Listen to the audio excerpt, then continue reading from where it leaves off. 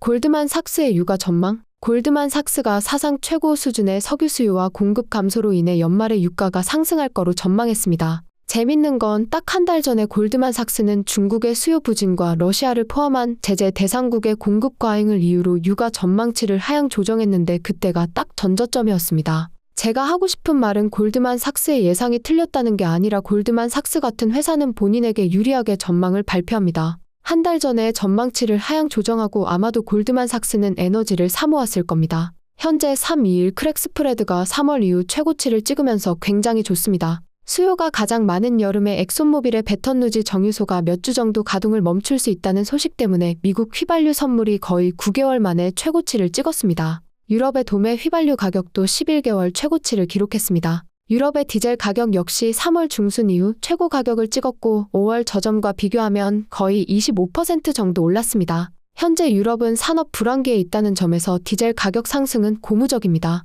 오펙 리서치에 따르면 만약 오늘 업스트림에 대한 투자가 중단된다면 5년 안에 하루 16밀리언 배럴 정도의 공급 부족이 일어날 거라고 합니다. 투자가 멈출 리는 없기 때문에 그냥 재미로 보시면 될 겁니다. 미국의 대부분 셰일 오일 생산지가 생산량 피크를 찍고 내려오는 상황에서 셰일의 심장이라는 페르미안의 원유 생산량도 지난 10개월간 정체된 느낌입니다. 물론 페르미안의 NGL과 천연가스 생산량은 늘어나고 있습니다. 미국의 주요 셰일 생산지의 원피 매장량을 살펴보면 원유 같은 경우 10년 정도인 걸 알 수 있습니다. 일반적으로 A급 유정부터 개발한다고 생각해보면 셰일이 피크를 찍고 내려오는 것도 멀지 않아 보입니다. 주요 셰일 오일 생산지에 드릴은 했지만 완성하지 않은 DUC 유정의 재고도 계속 하락하고 있습니다. 에너지 펀드 매니저 에릭 누텔은 아마도 8월에 미국 원유 재고량이 역대급으로 줄어드는 걸 볼 수 있을 거라고 합니다. 그 이후로 8월에 아시아의 정유소에서 하루 1.5에서 1.9 밀리언 배럴의 미국 원유를 주문했기 때문이라고 하는데 올해 거의 맞춘 적이 없기 때문에 지켜봐야겠습니다.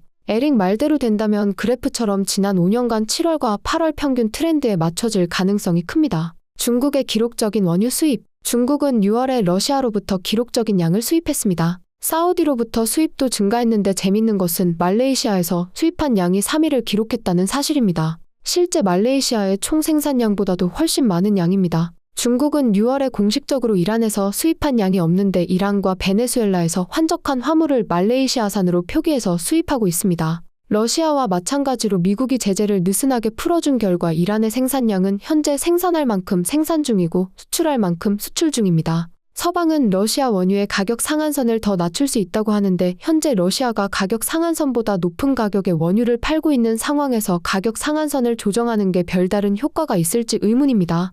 풍력과 태양열 에너지. 2004년부터 2022년까지 전 세계는 풍력과 태양열 같은 재생 에너지에 총 4.1트릴리언 달러를 투자했지만 거의 20년 동안 화석 연료 사용은 풍력과 태양열을 합한 것보다 3.4배나 빠르게 증가했습니다. 여전히 전 세계 에너지의 82%가 화석 연료에서 나오고 풍력과 태양열은 5%를 차지합니다. 수력, 원자력, 바이오매스는 비중이 1% 줄었습니다. 4트릴리언 달러는 아프리카와 중동 그리고 아시아의 GDP를 다 합친 숫자입니다. 다시 말해 에너지 전환은 피할 수 없는 미래지만 언론이나 정치인들이 말하는 것처럼 빠른 시간에 이루기는 불가능합니다. 세계에서 재생 에너지에 가장 많이 투자하면서 기술력도 최고인 나라는 단연 중국입니다. 그런 중국이 실제 탄소 중립을 이루기 위해서는 천문학적인 돈을 투자하고도 200년이 넘게 걸린다는 말이 있습니다.